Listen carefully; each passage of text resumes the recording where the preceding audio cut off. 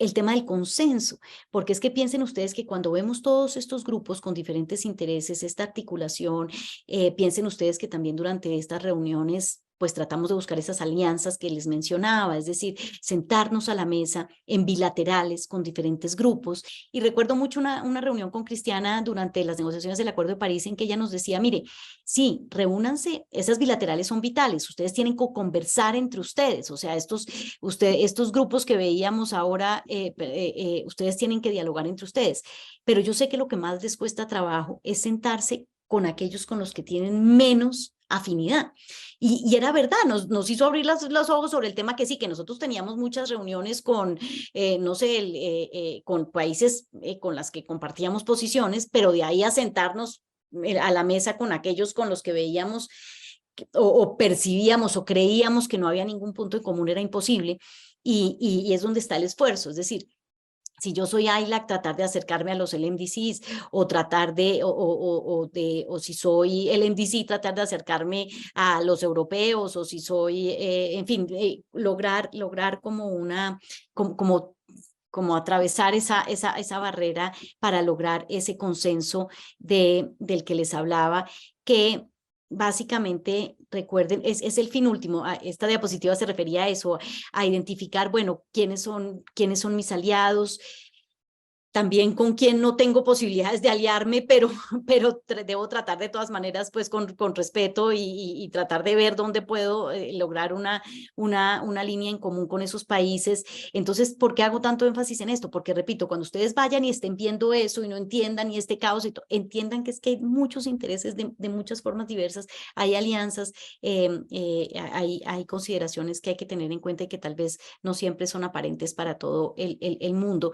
Y repito, simplemente para volver al tema del consenso, recuerden que es que el consenso es lograr un punto en el que no haya objeción. Esa es la definición de consenso. Que ningún país alce su bandera y diga la delegación de Bolivia, por poner un ejemplo real, objeta esta decisión. Y eso no siempre es fácil. El objeto no es el consenso no es unanimidad. No es que todos digamos, ¡yay! Esto era lo que vinimos, qué bueno. El consenso no es mayoría, porque si fuera mayoría, ganaría siempre el mismo bloque de países. El consenso es, como decimos los negociadores, que todos quedemos igualmente infelices. Igualmente infelices. O sea, todos cedimos un poquito para llegar a este acuerdo, equally unhappy. O sea, nadie todos pusimos sobre la mesa, tal vez esto no era mi ideal, pero esto fue lo que acomodó a China, o con esto logré que Estados Unidos se aliara conmigo, o con esto logré que en mi mismo bloque pudiéramos llegar a un acuerdo. Entonces, por eso esa decepción que ustedes muchas veces sienten es también debido a la necesidad de esta herramienta. Es la única que hemos encontrado en el sistema completo de Naciones Unidas para llegar a un acuerdo. El consenso. ¿Qué es el consenso? La ausencia de objeción. Es decir, que ninguna delegación sienta un rechazo tan grande frente a alguna decisión específica como para alzar su bandera y delante del mundo entero, porque ya dijimos son 45.000 personas del mundo entero, entre los representantes de los gobiernos de todos los países y la sociedad civil, el sector privado, toda esa diapositiva que Enrique les mostró con la cantidad de diferentes grupos y actores que llegan a estas negociaciones, que nadie, es decir, que en el caso específico de los estados, que nadie objete, porque hay que aclarar que los observadores no pueden utilizar esta herramienta, es decir, solamente es para los estados que alguien alce una bandera, su bandera y objete. Aquí una pequeñísima también anécdota, cuando estábamos en la COP de Cancún, en el último momento la presidenta, pues Patricia, que en esa época era Patricia Espinosa, la canciller de México, alza su martillo y dice, podemos adoptar la decisión. Así funciona el consenso. Ella debe mirar, porque esto está muy bien regulado, debe mirar de izquierda a derecha con su martillo en la mano y si no ve ninguna bandera, baja el martillo y queda adoptada la decisión. Pero en este caso sí vio una bandera, la de Bolivia, por eso les comentaba que ahí hubo, y Bolivia hace una intervención larga, digamos, manifestando su descontento con la decisión, etcétera. Termina su intervención y la presidenta dice, gracias Bolivia, y baja el martillo. Entonces todo el mundo, pero ¿cómo Bolivia dijo que? No, Bolivia, usted en ningún momento dijo la palabra mágica. Usted en ningún momento dijo objeto. Y el secretario general de Naciones Unidas en su concepto jurídico ha sido muy claro. Para romper el consenso hay que decir la palabra objeto. En inglés, francés, español, árabe, chino, ruso, los 6 idiomas de Naciones Unidas, pero hay que decirla. Y claro, ¿qué pasó en ese momento? Pues, bueno, la gente, en fin, fue como toda una discusión sobre el consenso, etcétera, pero en ese momento se aprobó la decisión. Entonces, simplemente para que ustedes vean, repito, que llegar a ese consenso no es fácil. Si uno va a objetar, tiene que hacerlo de manera temprana y de buena fe, es decir, contar, mire, yo tengo realmente un problema con esto, necesito que me ayuden porque si no me toca objetar en plenaria, y ese es el procedimiento que nos lleva a esos acuerdos.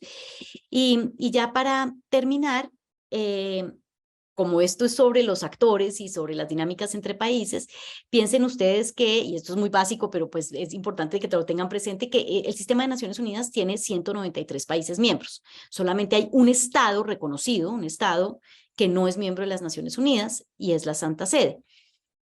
De resto, todos los estados del mundo, toditos, son miembros de las Naciones Unidas. Cuando ustedes ven la Convención Marco de las Naciones Unidas sobre el Cambio Climático, yo les dije que es universal. Entonces, ustedes van a ver qué países la han ratificado, es decir, qué países se han obligado, y ven que tiene 197 partes.